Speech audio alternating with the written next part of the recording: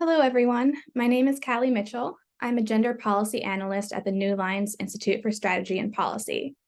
Today, it is my pleasure to welcome you to this timely discussion on the gender dynamics of the Turkish-Kurdish conflict. This conflict is one of the longest running and most violent in the Middle East today, but its devastating effects on women's political and social rights in Turkey, Iraq, and Syria have rarely been the subject of policymaking focus. We're both excited and honored to have such a great panel to talk about these issues today and to provide recommendations for policymakers seeking to address them. As Turkey's military campaign against the PKK, the SDF, and other armed Kurdish groups has expanded across 3 countries, the results have been disastrous for women's rights in the region. Sexual and gender-based violence is endemic in the prisons run by Turkish proxies across northern Syria, even as Turkey pursues targeted assassination campaigns against female civilian and military leaders in the autonomous administration. Turkish military campaigns against Iraq and Syria have displaced tens of thousands of civilians, forcing women into IDP camps where they have few economic opportunities and are at a heightened risk for gender-based violence. Even as these campaigns have destabilized Turkey's neighbors to the south, the current Turkish government has rolled back legal protections for women at home. As Erdogan has consolidated power, he has argued that gender equality is against nature, while members of his party have attempted to legalize violent practices such as child marriage. This conversation is more timely than ever following Erdogan's re-election for another 5-year term and his government's decision in June to pursue another round of drone strikes and at least one probable assassination against Kurds affiliated with the SDF, PKK, and other armed and unarmed Kurdish-led groups across Iraq and Syria. The PKK responded to this move by ending its unilateral ceasefire, which had been maintained since the February earthquake that hit southern Syria and Turkey. As the region faces the possibility of new escalation of the Turkish-Kurdish conflict, we are honored to be hosting this important panel to discuss the gender dynamics of the conflict. Throughout the conversation, I want to welcome the audience to submit questions for the panelists through the Q&A function at the bottom of your screen. I'd like to begin by giving the floor to our panelists to provide opening statements. Megan Bodette is the Director of Research at the Kurdish Peace Institute and the author of the recent report, Opportunities for De-Escalation in the Kurdish-Turkish Conflict, which built on fieldwork she conducted across northern Iraq and Syria this year. Thank you so much for the introduction. I really appreciate it. And I, of course, appreciate the honor to be on this panel with such esteemed experts. So, when we talk about the gender dynamics of this conflict, building on that excellent introduction that my colleague Callie gave, I think essentially the dynamic that we're looking at, and something that, I write about both in this report and other work, is that when we look at the repressive, coercive institutions and practices in Turkey that were developed to put down Kurdish uprisings and crush Kurdish struggles for civil and political rights, these institutions and policies and practices have always included sexual and gender-based violence, gender discrimination, other forms of violence and discrimination against women and girls, and they've always weaponized these in the fight to repress Kurdish political aspirations. And then at the same time, through the history of the Turkish Republic, Kurdish women have taken advantage of the new freedoms and new opportunities made available to them in national struggles, a pattern that we see with women in conflicts and in national liberation movements around the world. Now, this dynamic is heightened today because Erdogan's right-wing, very, religious fundamentalist, very nationalist fundamentalist government has continued down a very patriarchal path, just as it has continued down this path of authoritarianism, rollbacks on minority rights, and more aggressive foreign policy, all things that Hafsa will talk about. And while Erdogan's government has done this, the broadly defined, Kurdish political movement in Turkey and across the region has taken steps to include and empower women at really unprecedented levels, and to challenge patriarchal norms and ideas, among their own members and their own constituents to address the status of women, in the communities that support them. So we're seeing this growing divergence in, these two different visions of political and social order. And these really are, as much as this is an ethnic conflict, as much as this is a conflict about democratization and civil rights, This is a conflict that sees two very different models of social and political order presented against each other. And the consequences for which one wins out aren't going to be limited just to Turkish people and Kurdish people or to people in Turkey and Iraq and Syria. Around the world, we know that autocratic regimes and movements that want to push back on democracy go after women first. They go after minorities first. Patriarchal ideas and very nationalist exclusive ideas are common threads in these movements. And we know that struggles for democracy, self-determination, and pushback against this trend towards authoritarianization, if they don't include women, if they don't include 50% of the population, it's very difficult to talk about what kind of democracy they might mean. And when they do include and empower women, we know research shows that these movements are more effective. And so which vision wins out in Turkey and Kurdistan and Northeast Syria won't only matter there. It'll matter for Afghan and Iranian women who are standing up against what a lot of scholars have called gender apartheid. It'll matter for, the enduring defeat of extremist groups like ISIS that not only posed a massive global security threat, but committed some of the most egregious crimes against women of the 21st century. And it'll matter for global strategic competition between autocracies and democracies everywhere. So we need to be paying attention to this, and I'll get into a little more specific examples when I speak later. Thank you. Thanks so much, Megan, for your remarks. I'll turn to our next panelist, Hafsa Girdap. Hafsa is the Executive Director of Advocates for Silenced Turkey, and she's a gender studies scholar at the Stony Brook University, where her research focuses on human and women's rights in Muslim contexts. Hi, thank you for having me in this important event and supporting your introduction, Kelly, and Megan's remarks. I want to say that within the context of Turkey, women have experienced sustained subjugation, discrimination, and oppression by social, institutional, and structural actors. I want to highlight that they have different impacts on women. And gender and sexuality issues have long been topics of discussion in Turkey's fragile political context. Long before the AKP came to power in 2002, gender, sexuality, and women's bodies and rights have been objects of debate in Turkey's political history. And since the foundation of Turkish Republic, gendered and sexuality narratives were used by defenders of both secular state ideology and political Islam to position themselves in relation to specific political events. And political Islam referred to these issues not because women's issues have been seen as an important topic to address, but because this topic was used to shift attention away from issues related to military, economy, and ethnicity. As a political Islamist government, the AKP exploited women's issues to control the realm of sexuality and reproduction. Within the gender discourses and practices of the current Islamically rooted conservative ruling party, AKP, headscarf ban was lifted after decades-long restrictions on hijab, on headscarves in state institutions. Yet, the party's gender policies did not result in a genuine extension of freedoms and rights to women. Rather, it exposed deeply ingrained patriarchal structures among party leaders through the images of the ideal conservative women as mothers, as homemakers, caretakers, and making the lifting of the ban essentially superfluous for women's rights.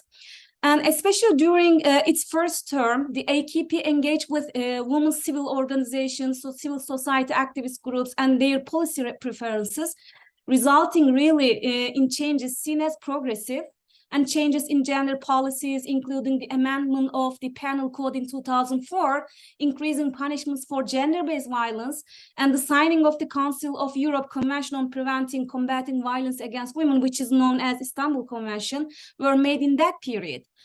And while the party made changes in law in response to women's demands and to the EU-imposed gender-sensitive agenda, beginning with the AKP's third term in government in 2011, the party's position on both feminist demands and the EU's agenda began to shift from express desire to collaborate to disinterest. For example, demands for gender quotas in politics have been bypassed by the party, and the government fell short of substantially addressing gender-based inequality. and discrimination based on sexual orientation. And Turkey eventually withdrew from the Istanbul Convention in 2021, unfortunately. And as the AKP government grew increasingly authoritarian, people of different ideological and political backgrounds have been subjected to different forms of systematic and social violence.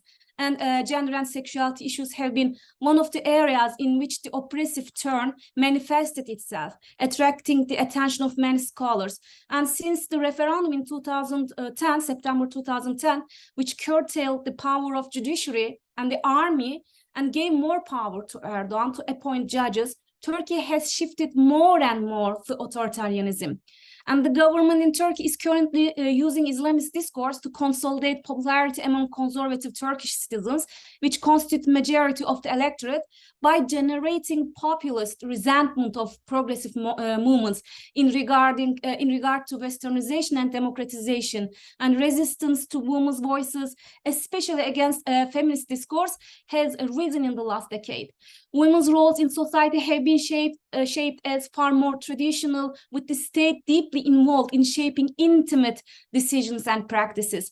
For example, the number of children a family should have, abortion rights, how women ought to laugh in public, and even methods for delivering babies have been dictated by the states in collaboration with elites in the society, such as religious leaders, all men, all patriarchal.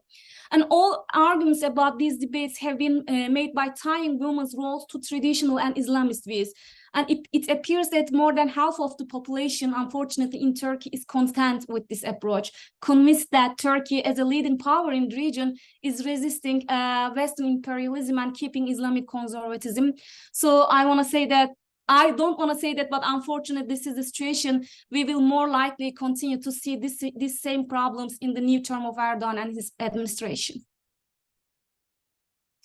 Thank you so much, Hafsa. Our next panelist, who is experiencing technical difficulties, but we hope will join us soon, will be Amina Os.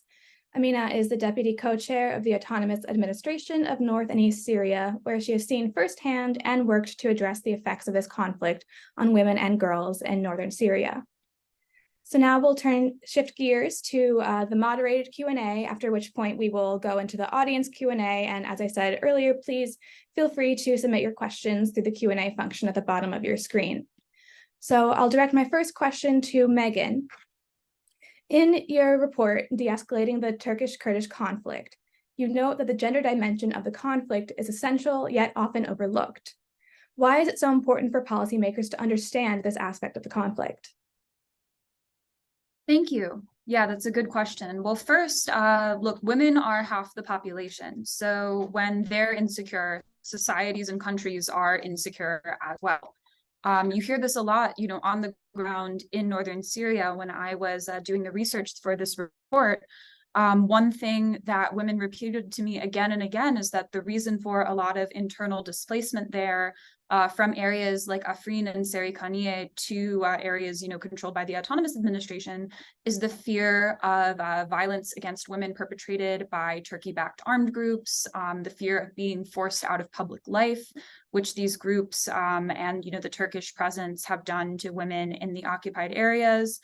The fear, instigated by cases like the murder of Hevrin Khalaf during Turkey's Operation Peace Spring into Serikaniye and Tel Abyad in 2019. So these, lead to a lot of destabilization and displacement for specifically gendered reasons. And of course, this impacts entire families as well. A family will decide to move if they feel that, half of that family could severely lose their rights in this way, could be endangered in this way. And then, looking at this from the other side, when women are secure, their societies and their countries are more secure as well. Again, we can see in Northeast Syria a reason why the YPG, the YPJ, and later the SDF were so instrumental in the fight against ISIS, why they did what the Iraqi army, the Syrian army, major states in the region like Iran and Turkey could not and would not do when ISIS was gaining ground in 2014. Their success there was partially because they saw the practices that ISIS carried out against women as existentially unacceptable. They were willing to defend their cities, defend their communities, because for, many reasons, including the protection of ethnic and religious minorities, groups that had very low chances of surviving under ISIS, but also for the sake of defending women and, for women defending themselves from ISIS practices against women. They were willing to not only put up that fight in their own regions in places like Kobani, but also the only time that Syrian Kurdish forces ever actually intervened in a conflict outside of Syria was when they went to Sinjar in Iraq in 2014 to help evacuate Yazidi refugees and fight ISIS enough to clear a path to get displaced Yazidis from Sinjar into Syria, fleeing ISIS acts of genocide against the Yazidi people that included, the abduction and enslavement of thousands of women and girls. So when we saw these campaigns against ISIS in areas like Raqqa, the need to liberate women from ISIS oppression, from ISIS rule, was an explicit reason why Kurdish forces were willing to expand into non-Kurdish areas and take out ISIS in its capital. So that's directly, that commitment has, been very important for the security and stability of the region. And we know also, finally, that when women are at the table, political systems function better, peace accords last longer, we see better outcomes for women. For example, here, when we look at Kurdish municipalities in Turkey, when these municipalities adopted gender quotas and a co-chair system, we saw more women in politics.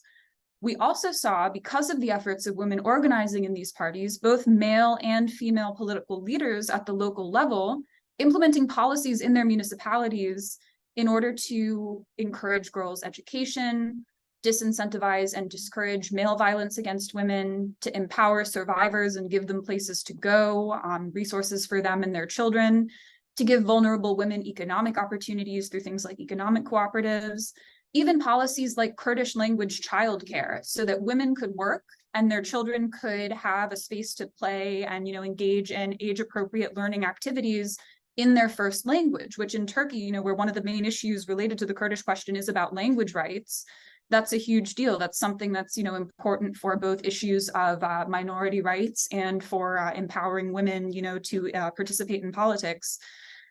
So we see that levels of women's participation are something that's really good for creating stability, for addressing, these big issues, these driving root causes of conflict, and, leading to the situations that we see today, where it is the autonomous administration that, while it's certainly not a perfect system, and when Amina is hopefully able to join, she'll be able to talk about the challenges that they've overcome and the work that they still have yet to do.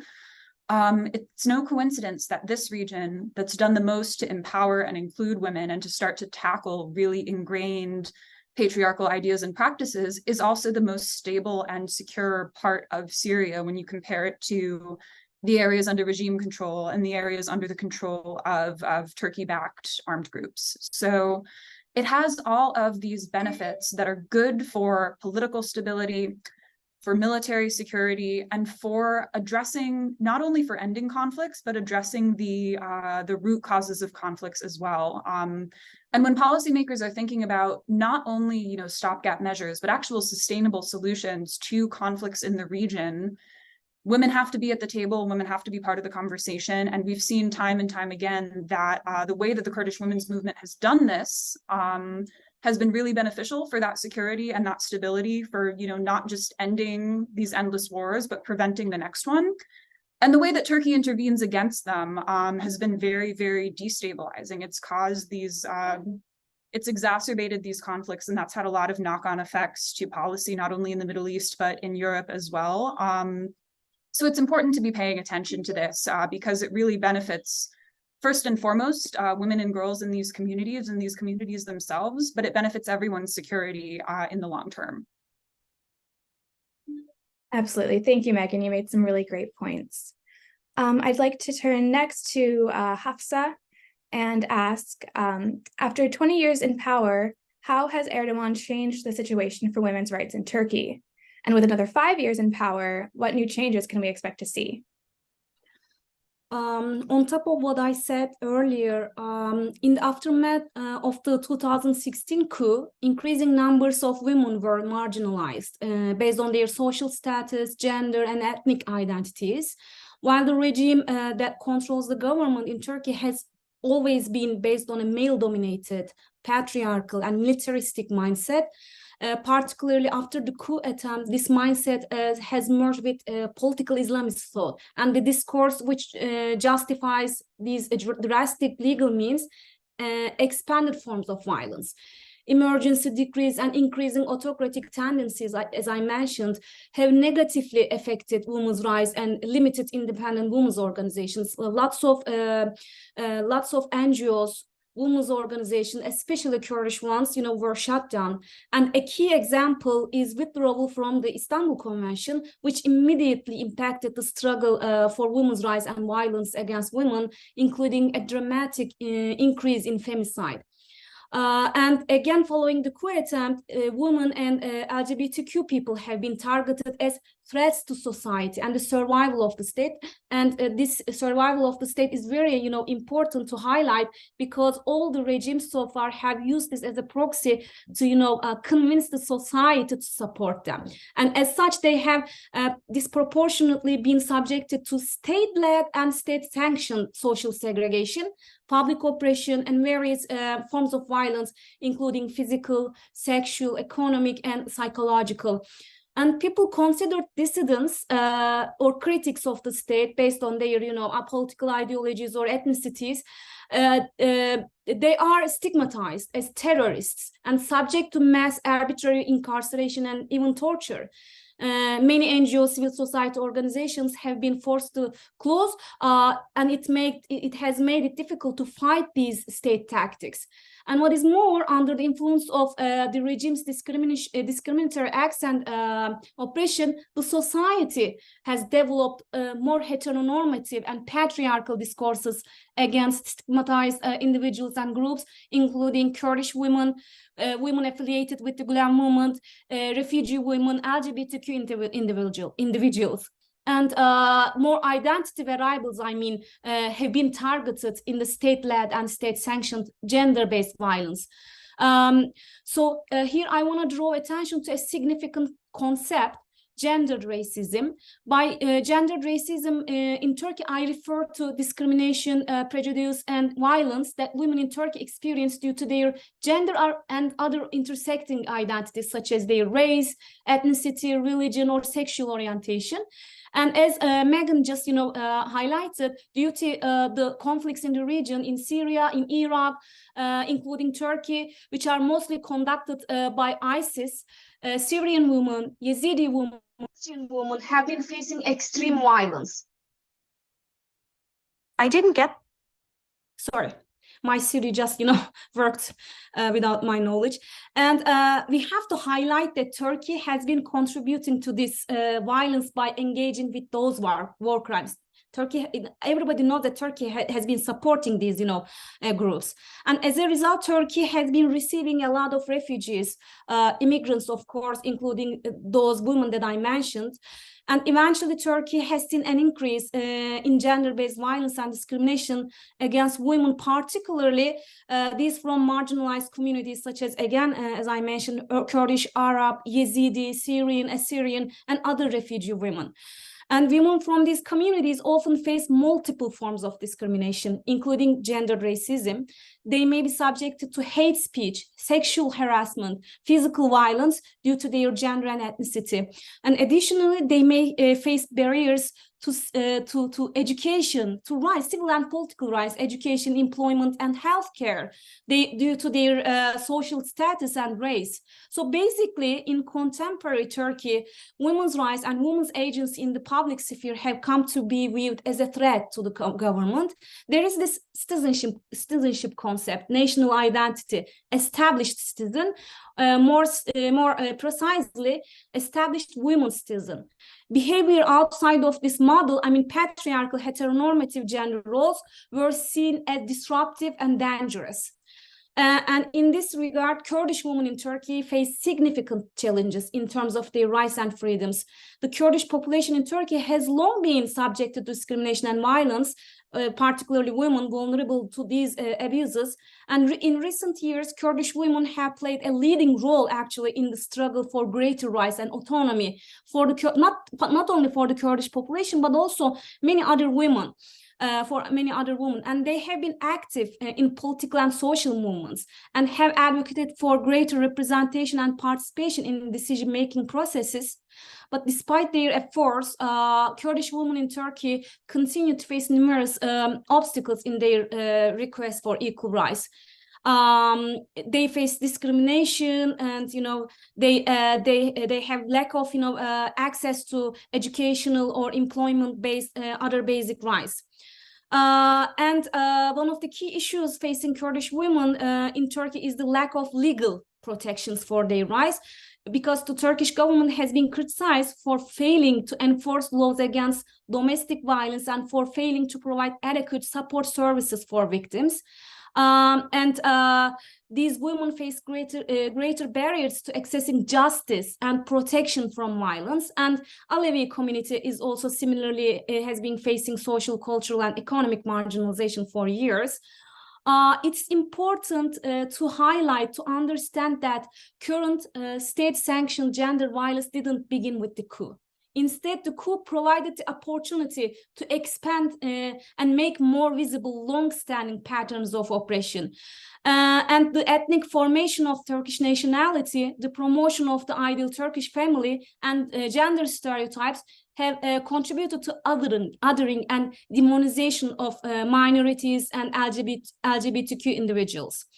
I also, to conclude, to wrap it up, I also want to stress that there is a concrete correlation between the state and society in terms of gender-based discrimination and violence. I mean, the regime and the society influence each other in terms of generating, perpetuating, and sustaining violence. Sacred state concept and religious discourse have always been the most effective proxies to legitimize states' deeds, both legal and illegal.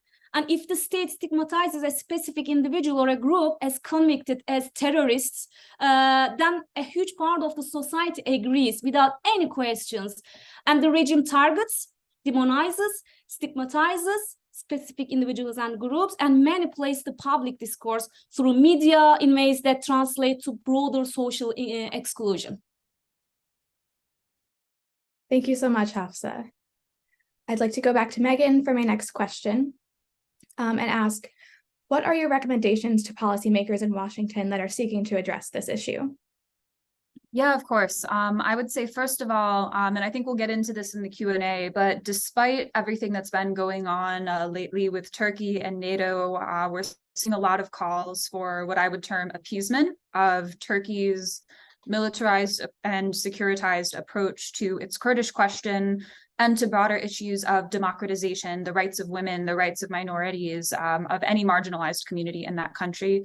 I would say, first of all, there's absolutely no need to appease Erdogan's regime on these matters. When international actors do this, it's never led Erdogan to behave better. It's only led him to expand his anti-democratic, destabilizing policies, both domestically and internationally. I think that in terms of having a firm hand on, avoiding appeasement on the Kurdish question, we can look in several directions for this. For example, right now there is the discussion of a proposed sale of F-16 fighter jets to Turkey. Look, I've been to northern Iraq, I've been to northern Syria, I've been to little Kurdish villages devastated by American-made F-16s sold to Turkey, places where these people committed no crime, never took up arms, never engaged in conflict at all, did nothing but simply be Kurdish. Or across northeast Syria and Iraq, not only Kurds or Yazidis or Syriacs, Assyrians, many different communities living in fear of Turkish bombardment.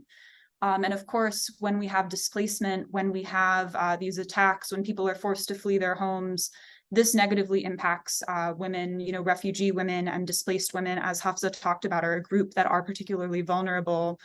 So this is a women's rights issue, this is a human rights issue, and this is an issue of domestic American law on arms transfers. The Biden administration has very recently updated its policies to say that if there is more likely than not that US weapons will be used in gross violations of human rights and war crimes, that these weapons should not be sold.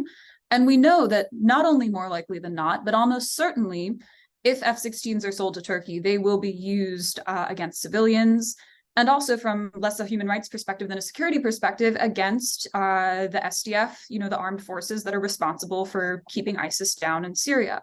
So that's a human rights issue, that's a security issue, that's an issue of American domestic law. They simply don't need those fighter jets. And if they absolutely have to be sold, the very least condition that could be applied there would be that there is to be no Turkish offensive action in Iraq or Syria using F-16s, using drones, using ground forces, none of it. That would be the absolute bare minimum. I think overall, in addition to things like reassessing arms sales, security assistance support for these coercive elements of the Turkish state that, as we've discussed, are very involved in rights violations against women, against ethnic minorities, against religious minorities, the US needs to reevaluate its entire view of the conflict. Look, something as I've said, my co-author Calvin has said, a lot of people have said, ultimately, for this to be resolved, Turkey has to want to resolve it. The Kurdish movement has to want to resolve it. The United States can't in and of itself end this conflict. But what it can do is consolidate a pro-peace policy and take steps to ensure that both sides are incentivized to go to the negotiating table. Now, what does that look like? That looks like public support for a negotiated solution and acknowledgement that there isn't a military solution, something Biden administration officials have already done.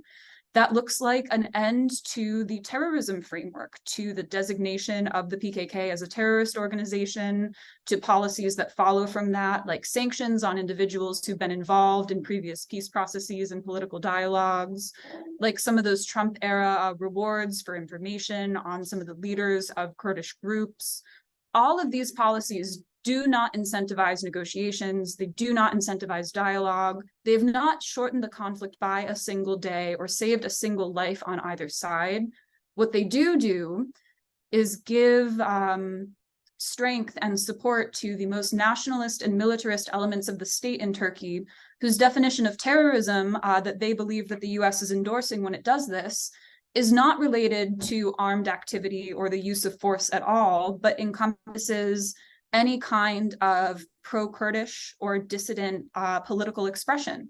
And this is very, very much entwined with repression of women's rights as well. We've seen officials in Erdogan's government say that the PKK is a women's organization, which is something that the PKK says about itself, of course, in a very different context, but trying to conflate this idea of women's liberation in the Kurdish movement with violence and terrorism. We've seen in arrest warrants against elected Kurdish officials, civilian officials from parties that renounce violence and call on all sides to come to the negotiating table, allegations that things like the use of the co-chair system to ensure gender parity in leadership, or the creation of women's economic cooperatives to give disadvantaged women economic opportunities, these are considered to be evidence of terror because Turkey views these steps towards women's empowerment as equivalent to armed activity against the government itself. And when the United States and the international community says that, yes, Kurdish groups are classified as terrorist organizations, that incentivizes Turkey to continue to lean into its definition of terrorism in very absurd ways. We're now seeing them try to bring this to Europe and demanding repression of pro-Kurdish and dissident political activity in Sweden to do with their NATO accession, which Erdogan has just said that he would approve.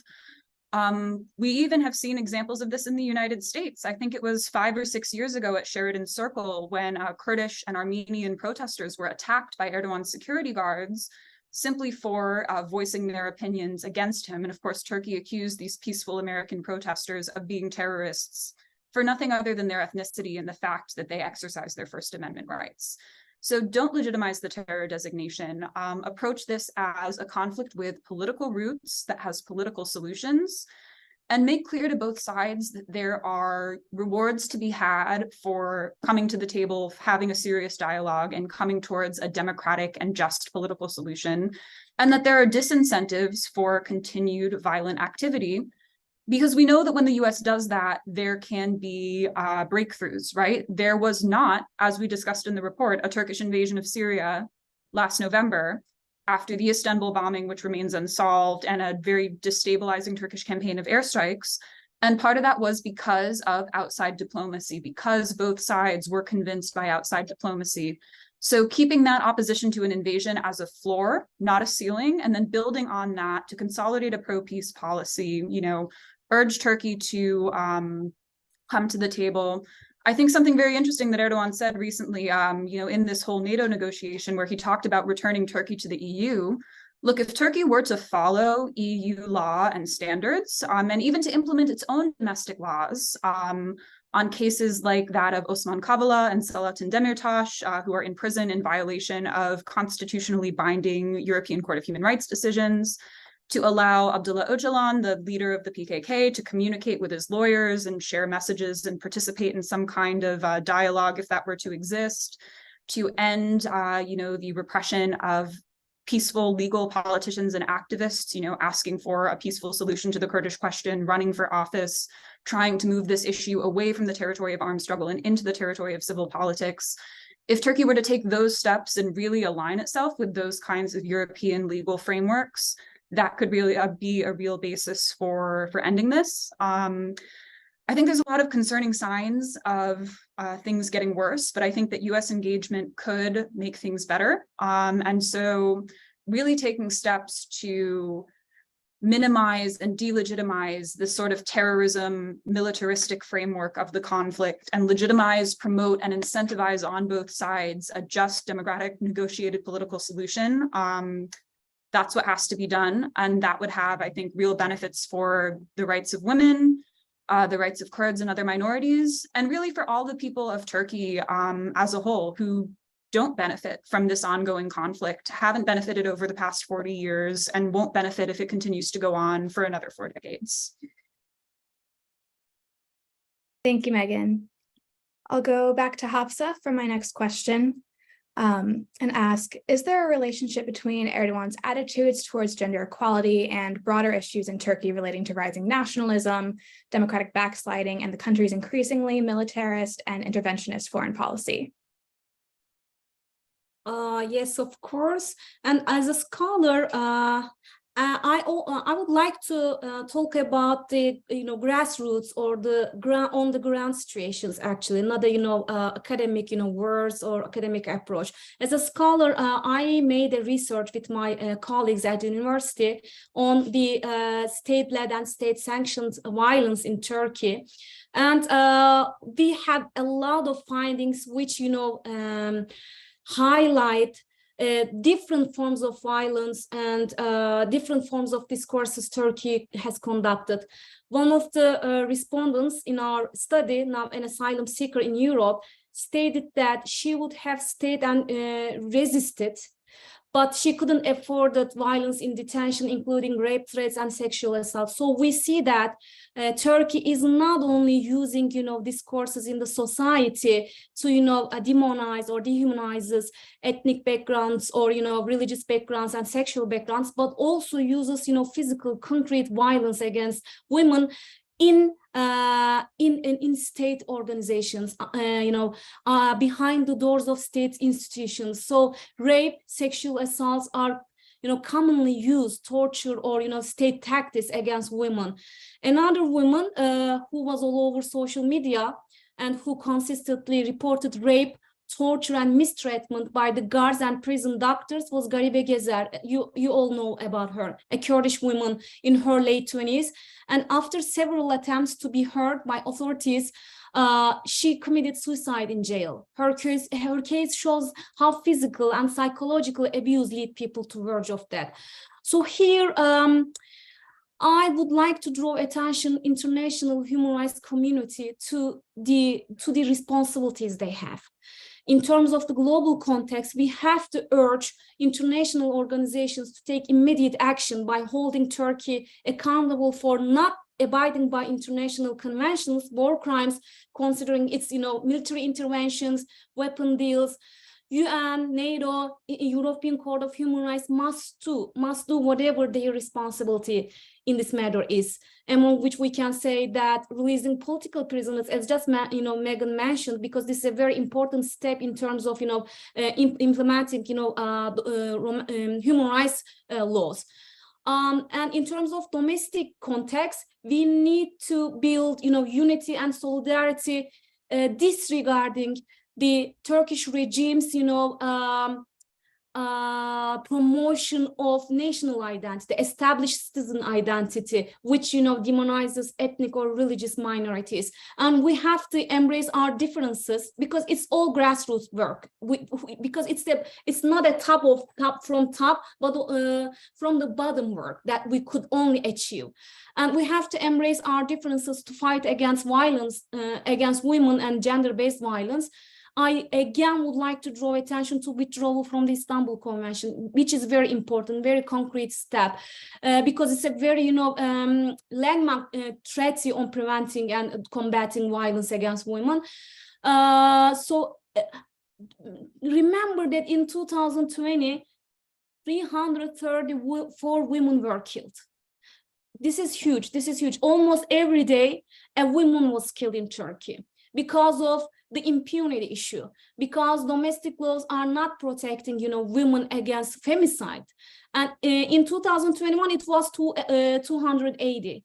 Eren Keskin, the co-chair of the Human Rights Association, once mentioned that all the intense violence against women is the case until 2005. Violence against women was not even a chapter title in Turkish Penal Code. The title of the section regulating violence against women in the law was General Morality and Crimes Against Family. So women was just an element of morality and family. Eren Keskin also highlighted that in 2005, because of the struggle of women and the wings of the European Union at that time, the law was amended.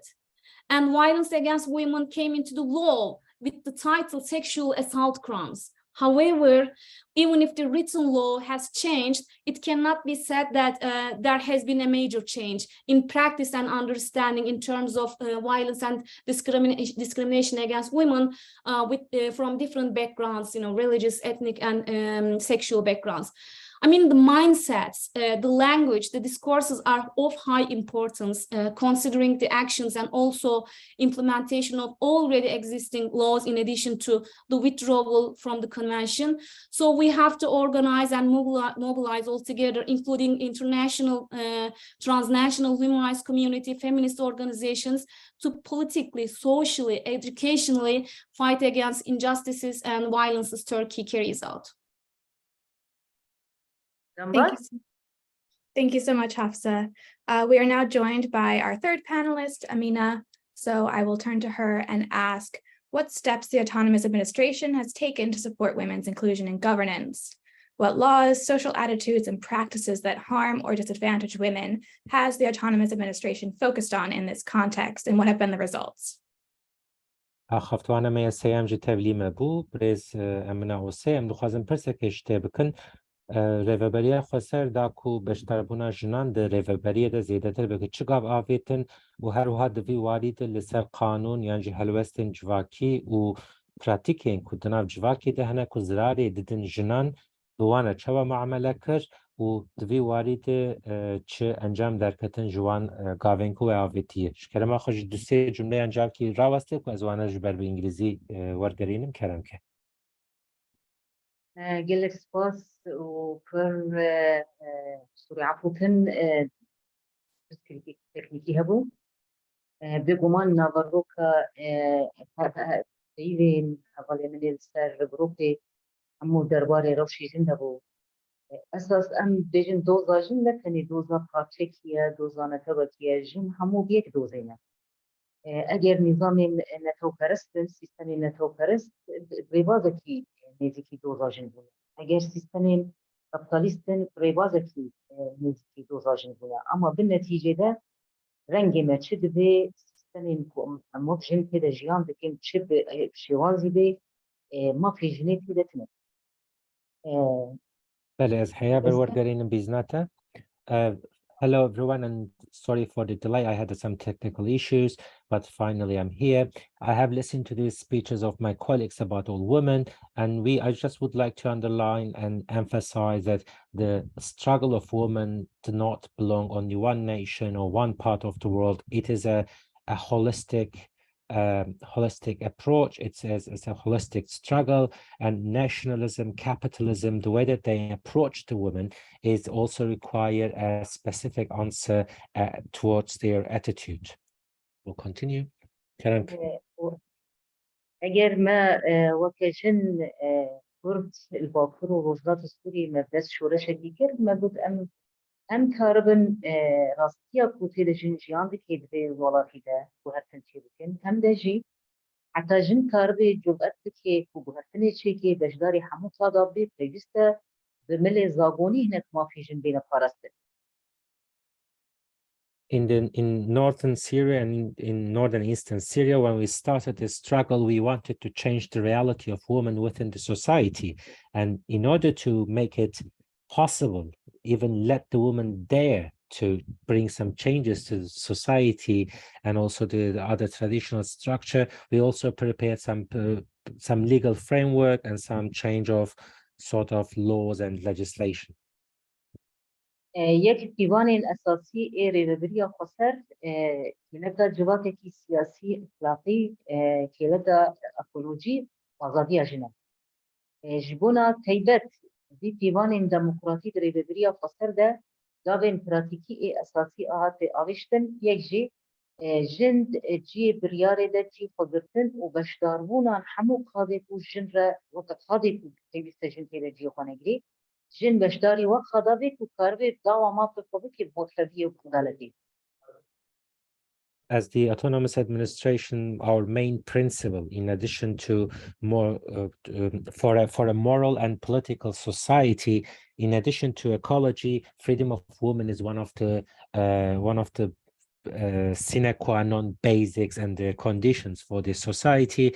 And in order to make it a practical step, we encouraged women, and we also provided means and manners for women to become a part of the decision-making process, in order to make their own decisions in every different part of the life, especially with the ones about regarding the or related to the situation of women in the society itself. اگر هناك برنسيبين دولة نتوفرس وكجن نشكين بعقلية دويت ثم فيما وكجن كتك مدينة يجي في برنسيبين دولة نتوفرس جن قاضي لشكري دا تجارة بشدار نبويا وكقاضي كنا قاضاش في مصر دور دا بيوسو أو هرتنك شي بكن هم جن أكي خوال هم در جواقفا کارستنی پیک بینن هم در ارکی خوی ریده برنیل هم در جواقع پیک بینن هم در جی و که جنی کو کاربن جواقی خوی سر هر بکن بر کرسیاتی خواه و پرنسیب دن ایکو د جمعانا نفریویست جن قاده سیاسی بید، قاده دیپلماسی بید، قاده لشکری بید و هر سیم قاده و هری گرینگ بود خوش قوم و که جن با کور و روشلات سوری اگر ملنکن و پرنسیبانه بهرن همین کاربن جن هم قاده کیدا اکتیف بید تسوي أساسي ريبريا خسر هر بويتك فهم هر قادة أجر قادة إدارية جن ظلام رجاء كو بشتار به همو بش يعني برياري ده جيو خدتن حتى قادة كار جن هذا وقت ظلام جيو خدقري همان دمي قادة لشكري ده بلكي تشتكي إجباري كنبي لي وقت بيجي بشكل كي تر بالدار موجن با پروژاتی سوری دمی ایستادی سر دستکفته و چه دبی ظلام بیکش اکی خوی اکی فلسطینی دبی سرملی خود و برابی. As the autonomous administration, we were aware of the fact that we cannot bring a change to the women's situation in the region when we act within the mentality of the nation states that we suffered for decades in this area. So according to this mentality, the women, they had no place in the army, and they also couldn't find their place within the political arena, and therefore we wanted to start bring the change through these different structures. For example, as a necessity, the women, they build up their own defense forces in order to protect and defend the women in the area against the atrocities, but also they became a part of the political processes, and then they also became more visible in the social structures, and also in the military arena, they also had good victories. So it was a necessity, and a step by step, the visibility of women and participation of women is increasing. Ali. گارانتی کردن ما فیلن به دستوری ده یا پیمان ما یا جواکی ده یا با فروشات سوری بکداربونا جناب رژه ازلام بکداربونا خود قضا سیاسی ده لشکری ده دیپلماسی ده و به گمانی جنا کوکاری بو خواب کاری جنا کوکاری بو جواکی دارتی به گمان ارشن بکاری سیاست و دیپلماسی. In order to ensure the participation of women in these different social, political, and military fields, with the social contract bring some guarantees and safeguards for participation of women, so that they can become a part of decision-making processes, become actors in the society, and also provide their own self-defense. بواجه شورش شما انسان سالا دولده هده هر چی قصد و هر کن واقع جنید چید بی او قاطعی دی ایرس ترجمه بده. And during this struggle, the more the changes are happening in terms of women, the more attacks that we receive, or we become the target of more different parts of the region, that all these achievements of women are under attack.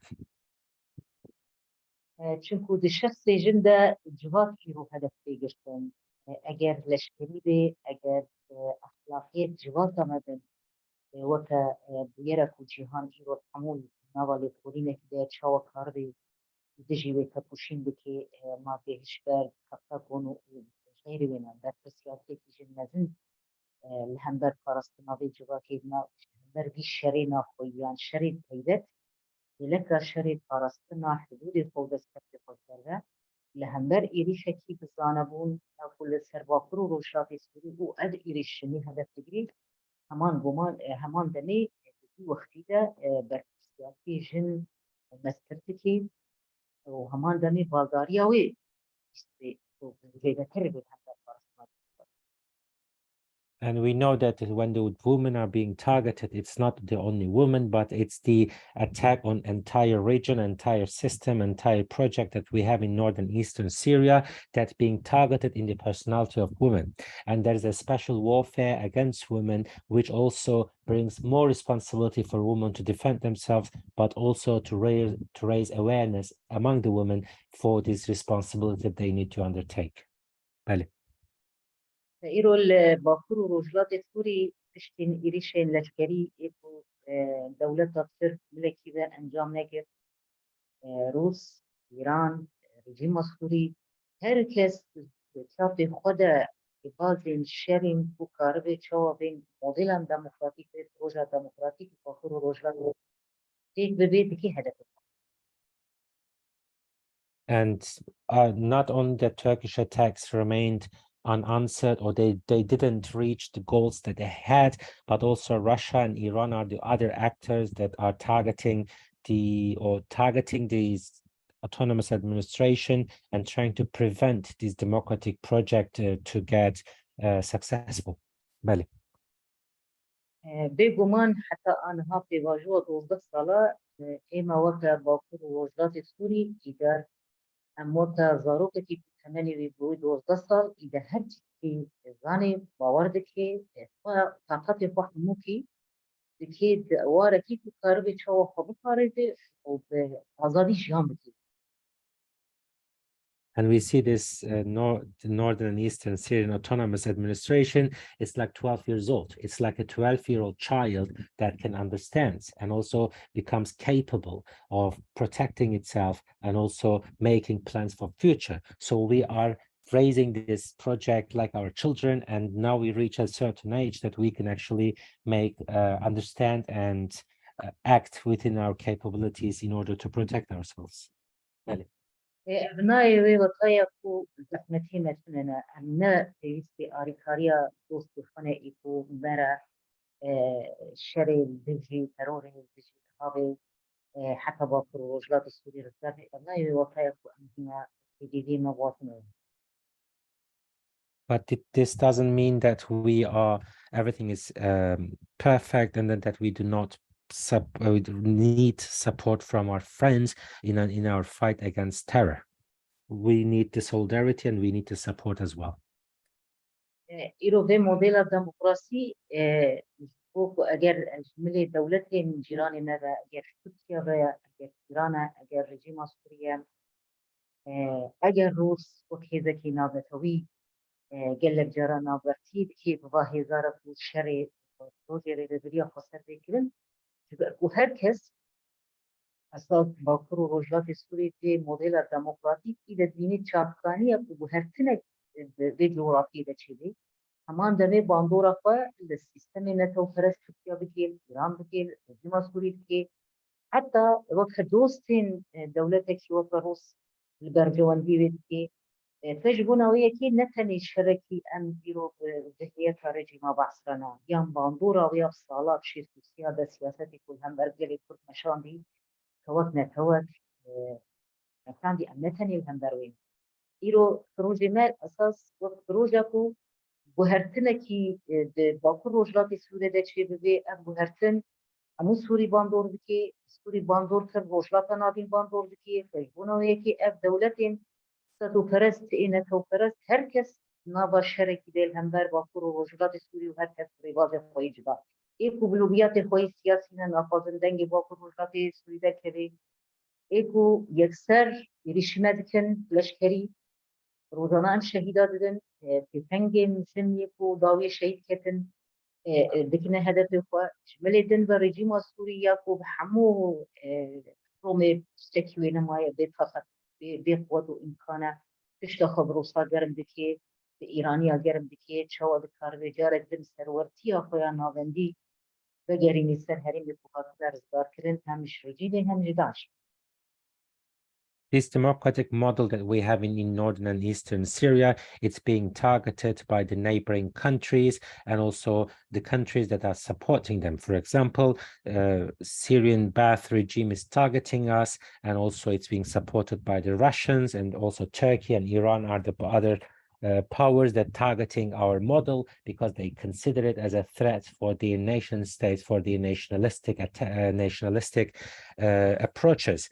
And we are not only fighting against the Ba'ath regime and its centralistic policies that are in common since 1963, but it's also supported by the Russians and Iranians, and they not only support and target us militarily, but also trying to silence us. And and every day we are giving martyrs. And in recent attacks by Turkish drone attacks, we also lost our female comrades. And because all these neighboring countries, as well as international forces like Russia, they know that this model in northern and northeastern Syria will affect entire Syria, and eventually also it will bring a change to the entire region in the Middle East. توي فاضل استقرار كي دروجات ناوين ده تشيبي فدوزا كرد بموديل خويا ديمقراطيك أو جارانتيا كروجات ناوين برنجكي أو آرامي وأولهي شام بكي آرامي وأولهي روجات ناوين همان دمي باندورا خوا دولة روزاوات فجبوية كي اگر ام دیروکی بفکرین در جهان دویمین ده یکیش دوزه بوهیلستن نهیلستن بس اتفاقیه روزانه ده نهیل تستریکا خود چاره سرده حتی انها سرده الوزیه دروجلات ناوین ده یک سبب اول چاره سرکرنا به تستریکه همان دنی دوی چاره سرکرنا الوزی کی کو روجلات ناوینش بر ایش تکشان دوی سدنه کی چاره سریه دوی عامله کی اساسی کو دروجلات ناوین ده استقرار شکلی. And our proposal for the solution, the Kurdish proposal for the solution, will bring peace and peaceful coexistence in the region. When we look at all the problems in the Middle East, they go back to 100 years ago when the Treaty of Lausanne was signed and the Kurds were ignored. And this was also today composed the basics or the reasons of the many conflicts in the Middle East. So the solution of Kurdish problem on this peaceful and political basis will also bring a peace and peaceful coexistence entire region in the Middle East. بله. وبهر وقت بهانه وتبنجها وفني أساس بنفكرنا ما في مروج ملي دولة تركيا ملي رجيم باش ملي بريطانيا با لسر هرم وفر وجرات سوريا. And we see that they are using different excuses and unfounded claims in order to attack the region, attack the northern eastern Syria, and these are being targeted by the regime, by the Turkish forces, and the real reason is that to target and weaken the autonomous administration and violate the rights of the people living in that region. Ellie. هرم ما إباكر وإيه هاتنا داغر كرن جملة تركيا وأوروبين تندرورا أجر سريكانيا أجر جريسيا أجر عفرينيا بالروجانا بنفكرنا ما في مروبا فكرة بالروجانا افتناجنا كنجا اعتصاب تجاوز ريباز نمروبهي وجنيد مالي دكليت بكي جن وكا دمي جاهليتي جان بكي وحمدو ريبازي شاخة آن هم مروبايتي بشيان بكي وكسكوت الشر هم دشيش توجي مروباهي تين ناصر. And especially in the regions under Turkish occupation and by the Islamist extremists supported by Turkey, the situation of women are dramatically critical. And for example, in the cities of Grecipi, Serekani, or the Afrin, the women are being violated on daily basis. They are being kidnapped, they are being raped, and also they are being subjected to inhumane treatments, like they are being locked up in the houses like 1,000 years ago. So these regions under Turkish occupation are also targeting the freedom and the rights of the women in particular. وكا استراتيجية كحكومة أكثر في إقناعي هر موديلك الديمقراطية الهرم فيش بكذا يرك دستكي لجن بدي حتى وموديلي فكرة سربي باوري لهمبر وكل روجلات الشطوري وحتى الهمبري كردستاني ده همبري تركيا ده شركي وصل همبر جنهية. And AKP is using all its power against any democratic models in the region. That's why they are targeting the democratic structures in northern Syria, in Kurdistan region, and they are also specifically targeting women because they know that the women are playing a leading role in this project for the democratization and for the democracy model that we are creating in the region. Ali. لوا كجن باكو روجلات سوريا ريبتريا خسر دومي بازحمتي عمو بدمي بنفسينا أن يجي وجن باورن تشكي ما تكوشينك نزن شبو آزادية دا نتك يعني تكوشينك فكري بسمندي وزيدي بل ما تكوشينك ما بحضارة الشهيدة نجن شبو هارستنا وادس كفتا وما في كوجن بسي خسر كود سيستمك ديمقراطيك ده آزاد جيان بكي بإصرار هي الجن طاربة وان زحمتية حمو قدر بصر. And as the autonomous administration, autonomous region in northern eastern Syria, we are very well aware of the fact that despite all these difficulties, we have to continue our struggle, and not only about awareness or raising awareness about the women's rights and the democracy, but also against the physical atrocities, physical attacks on us. So we know that we have to pay a high price, which we already have paid by giving thousands of martyrs, but we know that we cannot reach our goals without a decisive, determined struggle against all these attacks. Really. هم الجن وقت جواك دقرن في دي بيت جواك بيجين لك پێشکەوتنە هەیە بۆ خێزەتیجا خۆسەرژی پرۆژێ مەژ بۆ پێشێ خستنی هەمقادی سیاسی ئابووری لەشکری ئەولەکاری ژن بە قادادا دەها خۆت و پێگیرین پرۆژە پێشێ خستن خەباتێکنەوە پەرێدەتریە خۆسەر ژنا رەسەری ئەساس. And the women are the hope of the society. We know that with the participation of women in different fields in the life, we are seeing a significant development in different fields like political arena,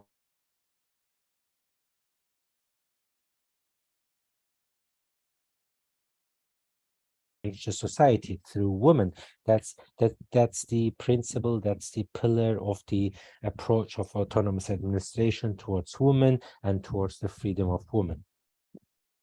Thank you so much, Amina. I think that that is a really hopeful and inspiring note to end the discussion on. So I would like to thank our panelists for their remarks, Salil for his translation, and Megan and Calvin for drafting the report, which can be found on the New Lines Institute's website, as well as our other work related to the Turkish-Kurdish conflict and gender policy.